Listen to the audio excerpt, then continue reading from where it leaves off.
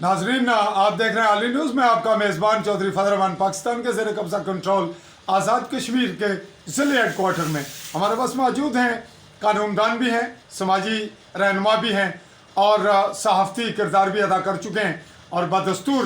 عملی میدان میں تحریک آزادی کے لیے مکمل طور پر سرگرم اور کمر بستہ رہتے ہیں۔ اس وقت صدر ہیں جموں کشمیر فریڈم فورم کے، اور اسی حوالے سے آج ہم ان سے سوال کر رہے ہیں کہ آپ اس وقت 12 اکتوبر 2020 کو ایک پروگرام کرنے جا رہے ہیں اپنے فورم سے، جبکہ گزشتہ سال 5 اگست 2019 اور اب اس سال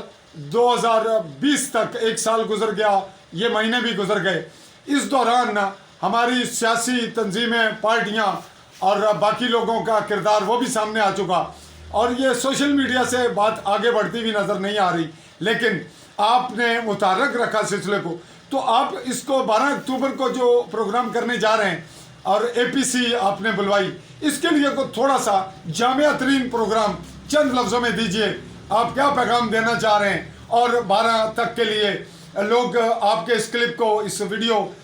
جو انٹرویو آپ کا مختصراً، اس کو سن کے کیا ذہن تیار کریں، اور کس طرح سے آپ لوگوں کو مائل کر رہے ہیں، قائل کر رہے ہیں، اور لوگ رجحان آپ کی جانب کریں اور لوگ توقعات وابستہ کرتے ہوئے متحرک ہو۔ جی فرمائیے۔ 30 ستمبر کو جو ہے نا، ہم نے یہ 2 دن پہلے آل پارٹیز کانفرنس بلائی تھی، جس میں کشمیر فریڈم فورم کے زیر اہتمام، جس میں تمام پارٹی کے نمائندوں نے شرکت کی اور متفقہ طور پر فیصلہ کیا کہ ہم ریاست جموں و کشمیر کو بچانے کے لیے ریاست بچاؤ تحریک کا جو ہے نا وہ بمبر سے آغاز کریں گے، جس کا دائرہ کار بمبر سے بڑھتا ہوا پورے آزاد کشمیر میں جو ہے نا وہ جائے گا۔ تو اس سلسلے میں سب سے پہلے جو پروگرام ہے وہ ہم نے بمبر میں رکھا ہے، جو 12 اکتوبر کو جو ہے نا وہ بروز سوموار دن 11 بجے پرانی کچہری سے لے کے میرپور چوک تک جو ہے نا وہ کشمیر ریاست بچاؤ ریلی جو ہے نا وہ نکالی جائے گی۔ تو میری تمام محب وطن لوگوں سے، آزادی پسند لوگوں سے، ریاست جموں و کشمیر کے جو باشندے ہیں، ان سے ریکویسٹ ہے کہ وہ اس ریلی میں بھرپور شرکت کر کے پاکستان کو، ہندوستان کو اور بین الاقوامی دنیا کو یہ پیغام دیں کہ ہم ریاست کی جو ہے وہ وحدت ہے اس کو بحال رکھنا چاہتے ہیں۔ ہم گلگت بلتستان، آزاد کشمیر،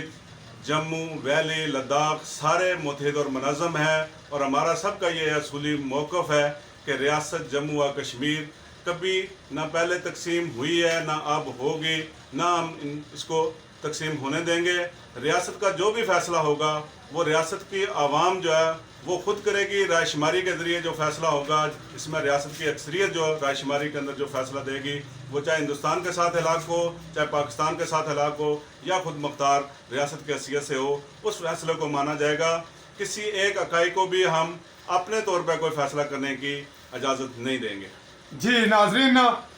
کشمیر بچاؤ ریلی کا آغاز ہوا چاہ رہا ہے۔ ہم سے مخاطب تھے